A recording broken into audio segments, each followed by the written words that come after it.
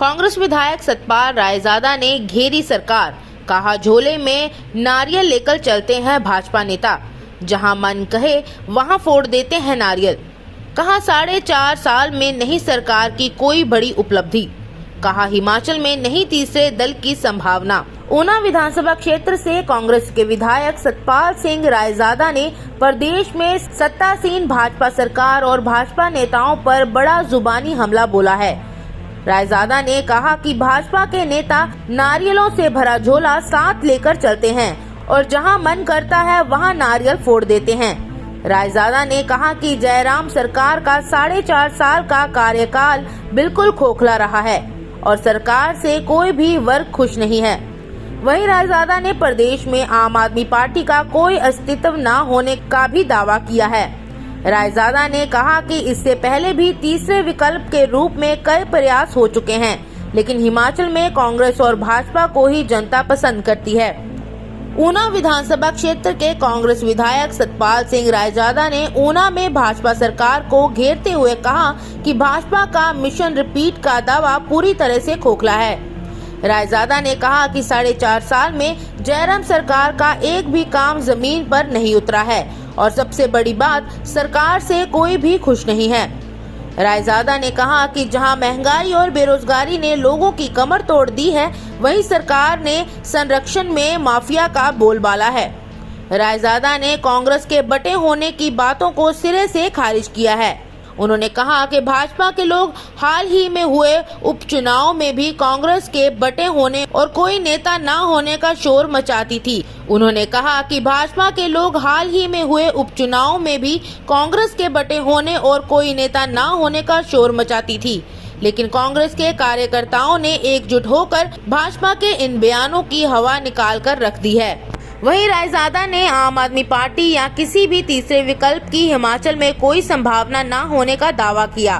रायजादा ने कहा कि सिर्फ पंजाब में जीत दर्ज कर आम आदमी पार्टी ज्यादा उत्साहित हो रही है, जबकि उत्तराखंड, यूपी, मणिपुर और गोवा में उनका क्या हाल हुआ है, इस और भी आपके नेताओं को देख लेना चाहिए। रायजादा ने कहा कि उत्तराखंड की ही तरह हिमाचल में भी कांग्रेस और भाजपा के पास मजबूत संगठन है और इन चुनावों में भी कांग्रेस सत्ता पर कब्जा करेगी। वहीं विधायक सतपाल रायजादा ने भाजपा के पूर्व प्रदेश अध्यक्ष एवं मौजूदा वित्त आयोग के अध्यक्ष सतपाल सिंह सत्ती पर तीखा हमला बोला है। उन्होंने कहा कि सतपाल सत्ती और भाजपा के नेता बड़े बड़े दावे करते हैं, लेकिन वो सभी दावे खोखले हैं। रायजादा ने कहा कि सतपाल सत्ती उनके विधायक प्राथमिकता में ही हुए कामों के उद्घाटन, शिलान्यास कर रहे हैं। रायजादा यही नहीं रुके, उन्होंने कहा कि भाजपा के नेता नारियलों से भरा झोला साथ लेकर ही चलते हैं और जहां मन करता है नारियल फोड़ देते हैं। रायजादा ने कहा कि एक बार सीएम जयराम ठाकुर जिन योजनाओं के शिलान्यास कर चुके हैं, अब वित्त आयोग के अध्यक्ष सतपाल सत्ती उन्हीं योजनाओं के दोबारा शिलान्यास कर रहे हैं। ऐसे है कि जैसे जैसे चुनावी वर्ष आएगा, विभिन्न पार्टियां, जितनी भी पार्टियां हैं, वो अपने अपने दावे रखेगी, लेकिन बीजेपी का ये दावा जो बिल्कुल खोखला है, क्योंकि इन 4.5 सालों के दौरान जिस तरीके से बीजेपी ने यहाँ पे कार्य किया है, जयराम सरकार ने जिस तरीके से कार्य किया है, वो धरती पे वही कार्य जो है वो नहीं उतरे हैं और ख़ास करके इनसे कोई भी वर्ग जो है वो खुश नहीं है। चाहे एम्प्लॉइज़ ले लो, एम्प्लॉइज़ ओपीएस को लेकर धरनों पे बार बार शिमला आ रहे थे, चाहे वो करुणा मलिक जो है उनको ले लो, चाहे और भी डिपार्टमेंट जितने भी है, आईपीएच डिपार्टमेंट में जितने भर्तियां हुई हैं उनमें धांधली हुई है। आईपीएच में जितने भी ये हर घर हर जल की बात करते हैं, नल तो है लेकिन विदाउट जल है, तो ये जितने भी इन्होंने कार्य किए हैं वो धरती पे नहीं है। और इस सरकार के दौरान खास करके खनन माफिया, शराब माफिया और जितना भी माफिया, चाहे वो वन माफिया हो, और साथ के साथ मैं तो कहूँगा कि ड्रग माफिया ने भी बहुत जोर पकड़ा इस सरकार के दौरान।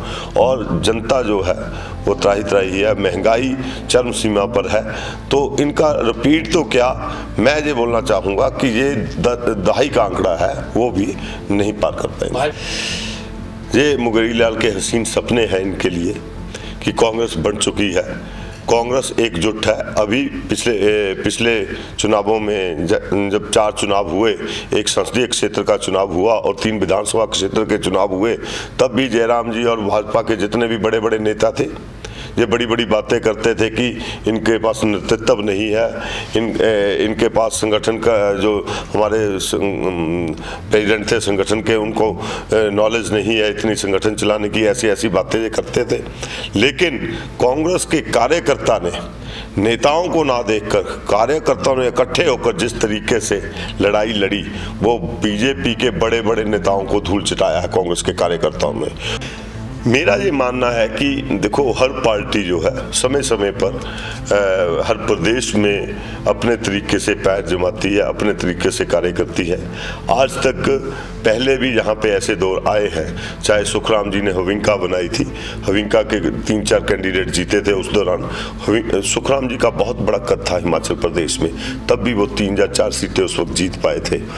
और उसके बाद भी कई ऐसे गठजोड़ हुए, ऐसी पार्टियाँ आई, लेकिन हिमाचल में हमेशा 2 पार्टियों का अस्तित्व रहा है। अभी आम आदमी पार्टी की चर्चे हो रहे हैं कि प्रदेश जहां पीछे पंजाब में जो वहाँ पे सरकार बनाई जिस तरीके से आम आदमी पार्टी ने, उस कारण जो है आम आदमी पार्टी के जो लोग हैं, या दिल्ली के केजरीवाल जी हैं, उनका मनोबल बहुत ऊंचा है कि वो शायद हिमाचल प्रदेश में भी बना लेंगे। तो मैं एक बात बोलना चाहूँगा, उत्तराखंड में इनका क्या हुआ? उत्तराखंड में क्यों नहीं ये जीत पाए? यूपी में क्यों नहीं जीत पाए? या आप मणिपुर में क्यों नहीं जीत पाए? गोवा में क्यों नहीं जीत पाए?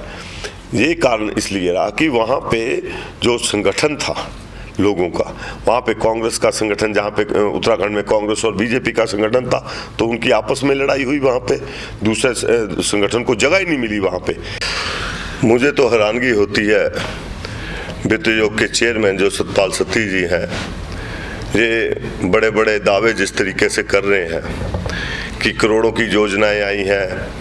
इन्होंने अभी पीछे पीजीआई की बातें, बड़ी बड़ी बातें की, 3-4 बार वहाँ पे नारियल फोड़े, और अनुराग जी भी आए, सीएम साहब आए, और सतपाल सत्ती जी ने अलग से किया। और इसके साथ साथ मैं बोलना चाहूँगा कि वो पीजीआई की अभी तक 4 दीवारी नहीं बनी। और 68 जो है, इन्होंने एनएच की बात की, वहाँ पे कितने एनएच बने? एक भी एनएच अभी आज तक नहीं बना। तो जिसके ऊपर इन्होंने सत्ता प्राप्त की थी बोलकर। और इसके बाद हमारे यहाँ पे आईपीएच की स्कीमें हैं, जो पीडब्ल्यूडी के रास्ते हैं, ये सारे जितने भी काम है ये एमएलए प्रोटी के तहत, नवाड के तहत ये काम आते हैं। और ये कार्य एक विधायक ही करवा सकता है, और विधायक होने के नाते हमने कार्य डाले, कार्य हुए, और जितने कार्य हुए उनके भी ये जो झोले में अपने ये नारियल डालकर चल पड़ते हैं, जहां देखते हैं नारियल फोड़ देते हैं। और पीछे सीएम साहब आए, इन्होंने इकट्ठे शिलान्यास किए। सीएम साहब ने, एक बार सीएम साहब आते हैं, वो शिलान्यास करते चले जाते हैं, दूसरी बार सतपाल जी आते हैं। और मैं तो हैरान हूँ कि एक एक जो प्रोजेक्ट है उसके ऊपर 2-2 बार शिलान्यास किए जाते हैं। सीएम साहब अलग आते हैं, वो अलग से शिलान्यास कर देते हैं, और उसके बाद सतपाल सत्ती जी आते हैं, वो अलग से कर देते हैं।